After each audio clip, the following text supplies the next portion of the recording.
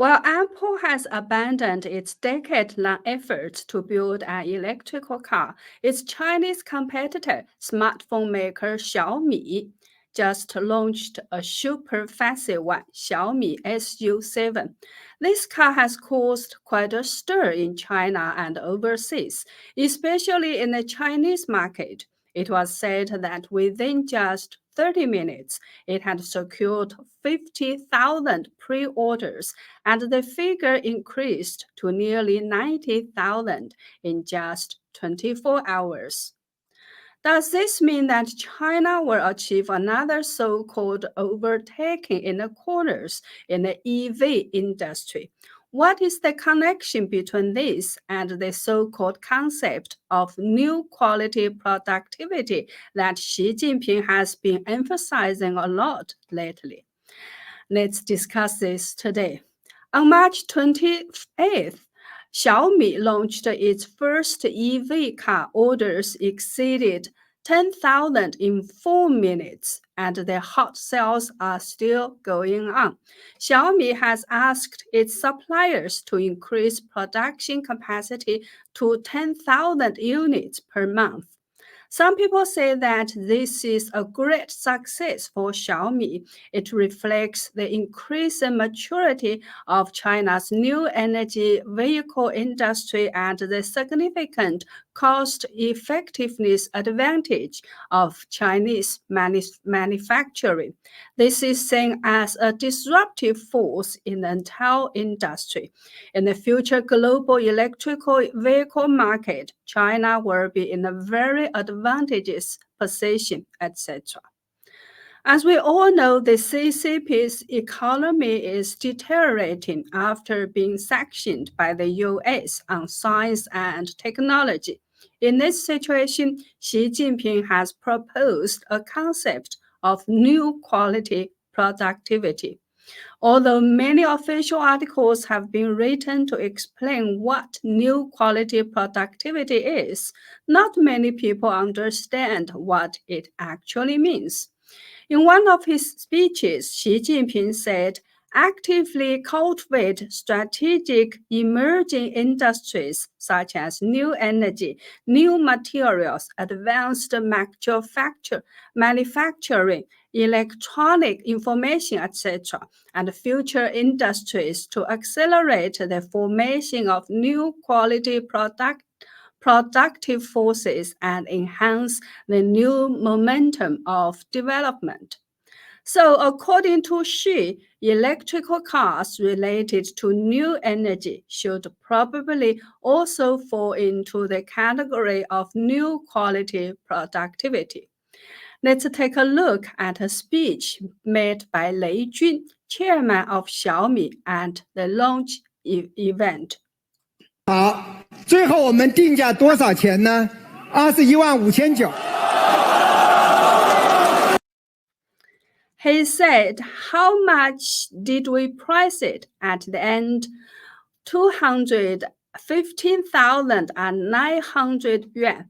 That's about 30,000 US dollars. The audience applauded enthusiastically when he mentioned this price. 比 Model 3便宜3万，来表达我们小米对米粉朋友们的诚意啊。He went on to say that it's 30,000 yuan cheaper than Tesla's Model 3 to show our sincerity to our Xiaomi fan friends. 但是呢，就是我定24.59万也是亏钱的，21.59万也亏钱，就多亏一点。也希望大家理解这个东西的成本真的挺高的啊。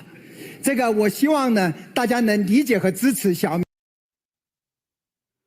He then said, but then even if I set a price at 245,900, it would still incur losses.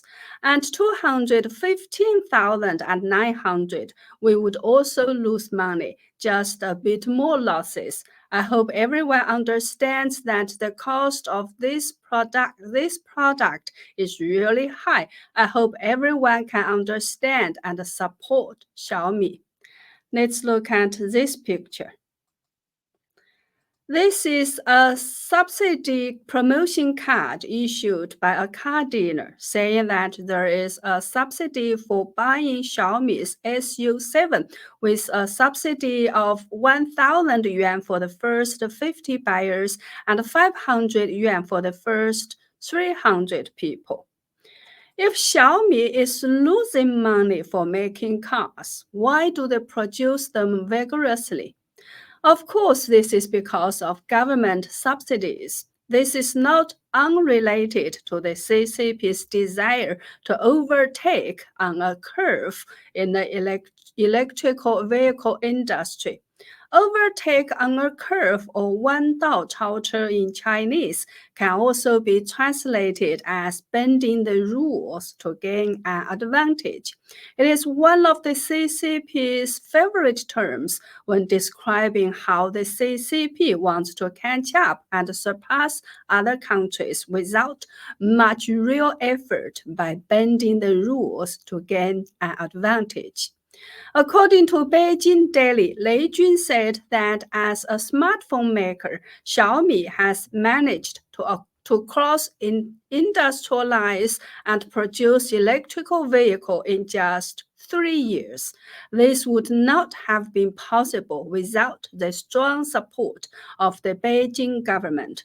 The report also said that Xiaomi has not only received support from the Beijing government in terms of land, factory construction, and finance, but also its qualification to build cars is specially approved by the Beijing government. Xiaomi is the fourth car-making project approved by the Development and Reform Commission of the CCP since the end of 2017. The report also said that the Beijing Economic Development Zone will also fully escort and the production and the smooth listing of Xiaomi cars. This means that Xiaomi's price cuts are backed by the CCP government's strong financial resources and on-demand special authorization policy. However, soon after its release, the Xiaomi car was immediately criticized for many things. First of all, it looks almost exactly like the Porsche Taycan.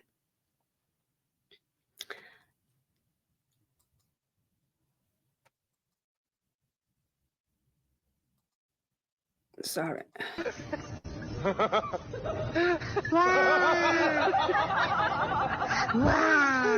So this is a short video. This is a short video made by a Chinese netizen.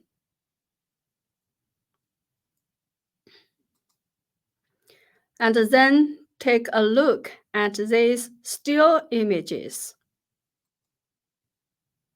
It's not just the car styling. Even Lei Jun's outfit at the launch is being copied. Look, when Lei Jun launched his Xiaomi cell phone, he copied Steve Jobs from his cell phone to his clothes. And when he was launching his Xiaomi car, he was copying Elon Musk in his clothing. Isn't that funny? Someone summarized that Xiaomi phones have been copying all the way. Xiaomi Phone 2 copied a Chinese brand called Meizu MX. Xiaomi Phone 3 copied Nokia. Xiaomi a tablet copied iPhone 5C and iPad. Xiaomi Router Mini copied Apple's trackpad touchpad. So Xiaomi's business is based on copying others. Of course, Xiaomi is not the only one copying Porsche. Another Chinese automobile brand called Zadi has also copied it. What happened? This car company has now closed down. Apart from Xiaomi SU7's looks, the second thing that has been questioned is its safety. Let's watch this a test video.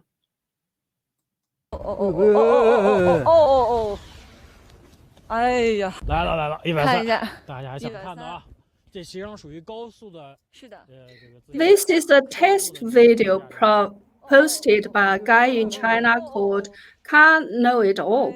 When the speed was 120 kilometers per hour, or about 75 miles per hour, the Xiaomi SU7 car did not sound an alarm and collided with the stationary dummy car in front. 哦，朋友看到了，照了，120。120啊。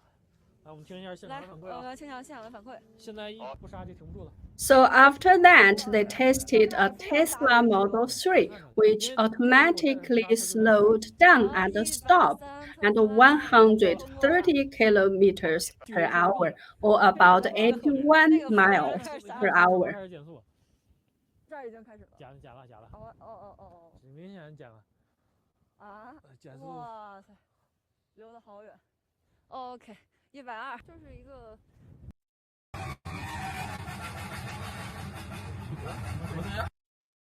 会出现路况了，什么声音？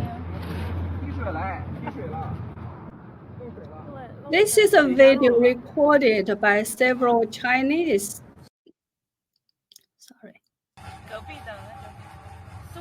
Consumers while test driving a Xiaomi car. Shortly after hitting the road, they heard a clanking sound. Initially, they thought it was the noise from another vehicle, but later realized it was coming from the car they were driving. They stopped to inspect and found water leakage near all 4 tires, with as many as 6 spots leaking. Eventually, they decided to return the car they had ordered. 这都能让我们碰上。是啊，运气太好了。然后这边也漏啊，有呱呱呱的声音。 They found 6 leaking spots. 这为什么会漏水啊？ And this lady is asking why there's leaks here. 我去，全漏了。这怎么水管裂了？水管爆了。 So they were trying to figure out why there were water leaking from the car. 按照玄学来说，我是不是不适合坐车呀？ Okay, eventually they decided to return the car they had ordered. Are you okay? This is on March 31st in Hubei province. A Xiaomi car that was already on the road looked like it was out of control and crashed into the side of the road. I don't know what happened.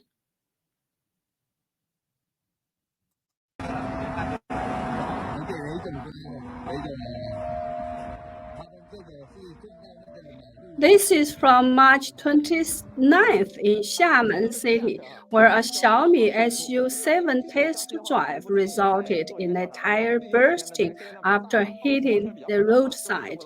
Not only did the tire burst, but its wheel hub also collapsed directly, deformed.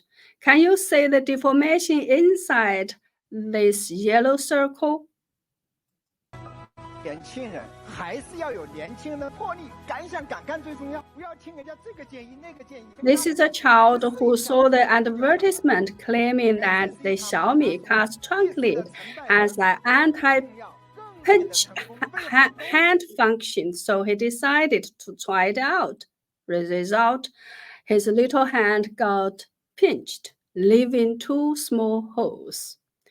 Due to various issues, Xiaomi's car has also seen a wave of cancellations after the hot sales.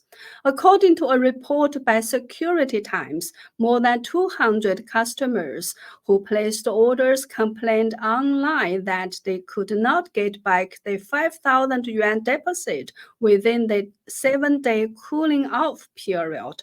Currently, some of the customers have formed a rights defending group and are trying to recover the deposit through legal channels, and related topics have also surged on Weibo's hot search. The official website of Black Cat Complaints shows that many customers have initiated complaints on the platform, stating that the 5,000 yuan car deposit cannot be refunded. As of March 29th, only one day after the launch, there have been 1,242 complaints about the Xiaomi car deposit. On April 2nd, Chinese automotive industry analyst Sun Shaojun published an article stating that Xiaomi's car has a lock-in rate of 35 to 50%. However, the cancellation rate is also at 40%. Earlier, I mentioned Xi Jinping's concept of new quality productivity. In fact, recently, the official propaganda has also been actively promoting the so-called 3 new items of Made in China, namely electrical vehicles, lithium-ion batteries, and solar batteries, believing that these 3 new items will become the new engines leading the world trend and China's economic growth. Is this really possible? Personally, I think it's unlikely. In China, the purchasing power of the private sector is limited. When Xiaomi sells well, other cars may not sell as well because the overall purchasing power has not increased. Internationally, the dumping policy subsidized by the government has begun to face resistance from the European Union. The US president has ordered the Department of Commerce to investigate foreign-produced automotive software to prevent Chinese electrical vehicles from flooding the US market. Countries like Japan and South Korea may also follow suit with anti-dumping measures. A country or company that lacks technological innovation and relies solely on imitation, even if it temporarily gains a large market share, cannot sustain this development model for long. Do you agree? Feel free to leave a comment to let us know your thoughts on this topic. Well, that's all for today. Please take a moment to like and share my videos or go to my website at jenniferzengblog.com to sign up for a membership or make a donation to support my effort. Thank you. See you next time.